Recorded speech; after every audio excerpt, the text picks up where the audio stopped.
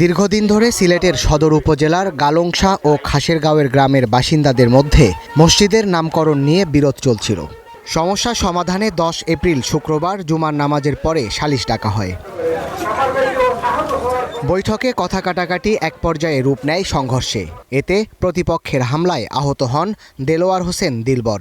হাসপাতালে নেওয়া হলে চিকিৎসক তাকে মৃত ঘোষণা করেন। মসজিদের নামকরণের কেন্দ্র করে এটা হত্যাকাণ্ড ঘটিত হয়েছে। তো আমাদের দাবি ছিল যে এই জালালাবাদ থানা যথাযথ পদক্ষেপ নিবে, কিন্তু প্রায় 15 দিন হয়ে গেছে, এখন পর্যন্ত কোনো আসামি ধরা পড়ে নাই। আমাদের দাবি হচ্ছে আসামিদেরকে গ্রেফতার করে বিচার নিশ্চিত করা। আমাদের চাচার খুনিকে আমরা আগামী 48 ঘন্টার ভিতরে আমরা হাজতে দেখতে চাই। সিদ্ধরের নাম লইয়া লাগছে বেড়া কি এখানে গালামশারের জাম্মি মসজিদ লেখা তো খাসো গিয়া চাইছো আমরা এক পঞ্চায়েতের মানুষ খাসো গিয়া চাইছে তারা নাম দিবার দেয় কত তারা ইয়া আমরা এরা মানছেন না, গালামশার পঞ্চায়েতের মানুষে মানছেন না, ও না মানে এটা বিস্তার আগে গঠন করা হয়েছে। ঘটনার পর 10 জনের নাম উল্লেখ করে ও অজ্ঞাত আরও 10 থেকে 15 জনকে আসামি করে হত্যা মামলা দায়ের করেন নিহতের ভাই।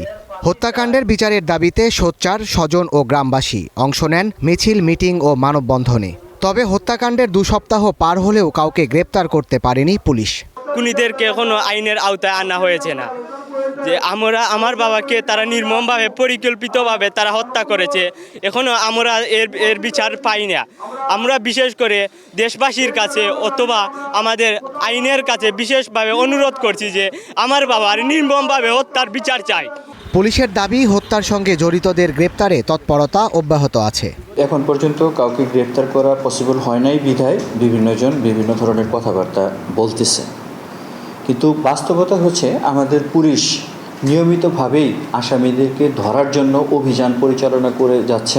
আশ্বস্ত করতে চাই যে যেহেতু মামলা হয়েছে এবং পুলিশ তৎপর রয়েছে, আসামি খুব বেশি দিন যে পালিয়ে থাকতে পারবে আমরা এটা মনে করছি না। যে কোনোভাবেই হোক আমরা আসামিদেরকে অবশ্যই গ্রেফতার করব এবং আইনের আওতায় নিয়ে আসব। অপরাধীদের দ্রুত গ্রেপ্তার করে বিচারের মুখোমুখি করা না হলে পুনরায় সংঘাত বাধতে পারে বলে শঙ্কা প্রকাশ করেন গ্রামবাসী। Desk report, star news.